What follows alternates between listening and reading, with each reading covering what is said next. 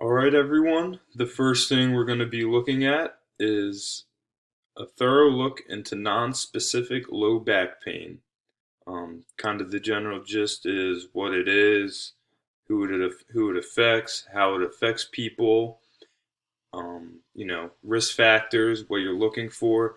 Then we're going to get into a hypothetical case study of someone with non-specific low back pain and how we would approach an exercise prescription and proceeding from there.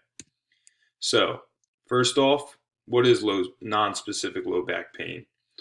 Non-specific low back pain is kind of an umbrella term where you can't quite put a finger on the origin, i.e., like something like a herniated disc. Uh, as the slide says, the origin of the pain is unknown, nor has it been identified. And this is often the case with a lot of low back pain. Generally in the lumbosacral region, and there's no identifying root cause. The scope and prevalence of it, as you can see by the graph at hand, the majority of low back pain is nonspecific low back pain, and about 60 to 70% of the population will experience it. So, although it may not be as scary as something like we say, like a heart condition, it is affecting a vast majority of the population, which will end up having huge, not only physical consequences, but also economic consequences. They're the most expensive musculoskeletal injury and are the most common cause of disability for Americans under the age of 45.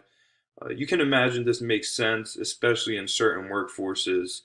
Um, Manual labor, shipping people, a lot of bending and picking stuff up, and how that can affect them if they aren't able to do their job.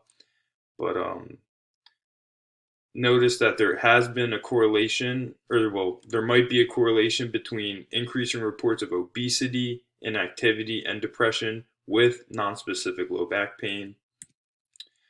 And nonspecific low back pain does have variability across ages. So it tends to increase with age from about 14 to 18. And by 38, or not 14 to 18, 14 to 38, but anyway, by 38, about 70% of patients have reported it. So, this study kind of just buttresses the fact that this low back pain affects a lot of people. And then from 45 to 60, this tends to decrease.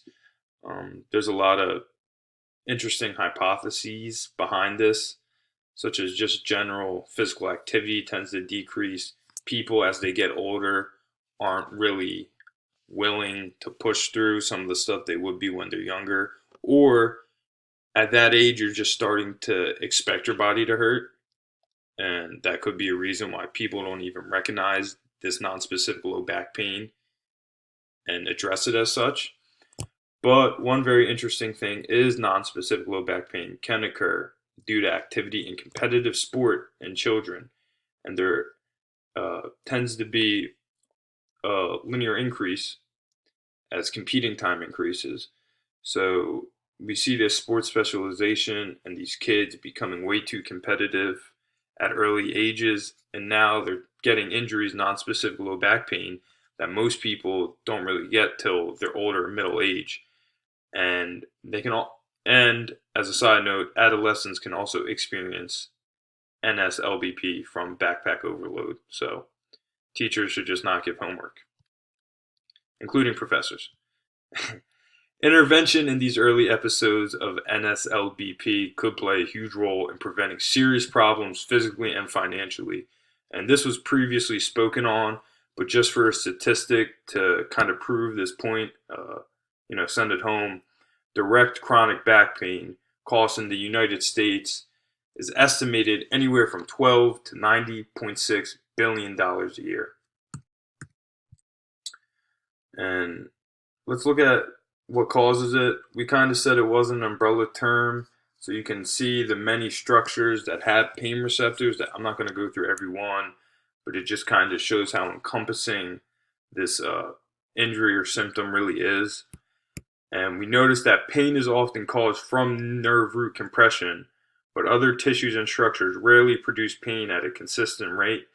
So, more or less, it's very difficult to pinpoint something if these structures aren't even producing the pain at a consistent rate. And that's kind of why it is so hard to diagnose. The intervertebral disc is thought to be the most common structure. And as you can see, it's hard to pin a specific pathology. So it is best to concentrate on risk factors and preventions rather than finding the root cause. Now, we know what causes it, or what can cause it. Let's look at some signs and symptoms, which we just saw should be focused on. This would be localized or generalized pain in the lumbosacral region. The pain has variable intensity, duration, and frequency. The low back pain can be radiating. It can result in lower extremity weakness and even numbness. We know that there's increasing pain with increasing postures and movements, and moving positions in bed can cause nocturnal discomfort. So these are things you want to look for. Now we know what we look for. What are risk factors in predicting low back pain?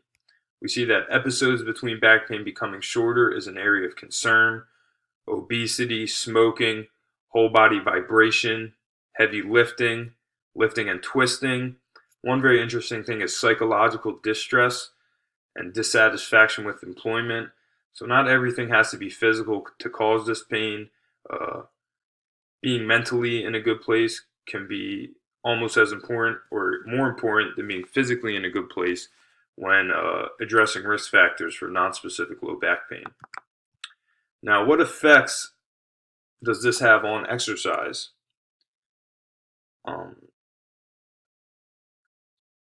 So, low back pain can limit exercise to the point where people are so discouraged they tend not to work out at all.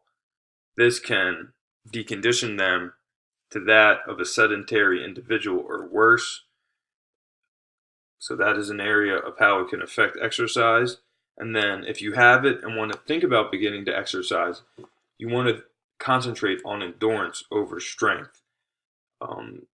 Think about daily activities. They're more endurance based, certain postures holding them. This is an emphasis on promoting functional improvements rather than reducing pain. As another emphasis, and it kind of goes hand in hand with focusing on endurance over strength. Other effects on exercise is just more or less common sense things. If the pain is severe, you should stop. If the pain lasts over 3 hours post-exercise, if it results in disability or sleep disturbances for several days, these are indications non-specific low back pain is really rampant in the patient during exercise. These are indications to stop. And it affects terms of exercise selection, intensity, and frequency. It's very individually based. A lot of it's on what the individual can tolerate. But on exercise, it is important a balanced exercise program is maintained, which includes spinal flexion and extension. So we just saw how this low back pain affects exercise, but how does exercise affect back pain? So correct exercise prescription can decrease low back pain. And it's very important we emphasize correct, because a too aggressive of an approach, jumping, fighting through pain, going harder isn't always better. So patients that have NSLBP or even chronic back pain, too aggressive in exercise can cause pain and inflammation. As we previously showed, focus on endurance over strength, focus on functional improvements rather than reducing pain. And research shows that most people with NSLBP can use exercise to restore function and decrease disability. So the previous slide, NSLBP can affect exercise through a discouraging thing, where they're more inclined not to exercise. But to the contrary, research shows that exercise can actually restore function and decrease disability. So we need to encourage patients with this to step out of their comfort zone per se and get a correct exercise prescription so they can restore function and decrease disability. And resistance exercise can strengthen back and abdominal muscles. I wanted to put that in there, although recent studies show general aerobic activities might have the same benefits as a specific back training program, which is why we talk about balance training programs in general may have the best benefits to treating patients like this. The pharmacology of it, medicine, especially over-the-counter drugs, are super common with non-specific low back pain. Aspirin, ibuprofen, acetaminophen, I think I'm saying that right. Muscle relaxants and narcotics are sometimes prescribed, but it's usually, a third or fourth type option. And then here's just a nice table showing you how acute low back pain and chronic low back pain is addressed from a pharmacology perspective and how effective they are. And just some common drugs, side effects, and contraindications.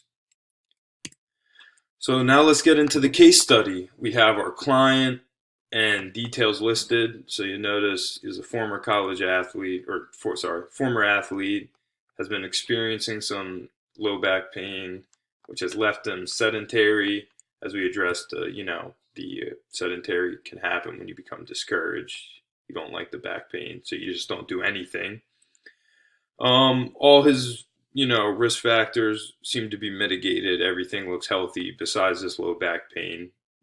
But, we take that into account and we look at his goals, plural, to get rid of his non-specific low back pain to where it was before he stopped working out. Now let's look at his risks and exercise tests we will conduct. So the patient has no risk factors and any inherent risk comes from his non-specific low back pain. So that's pretty much what we need to focus on. So we want to prescribe some exercise tests without injuring Mr. Smith, but they are necessary.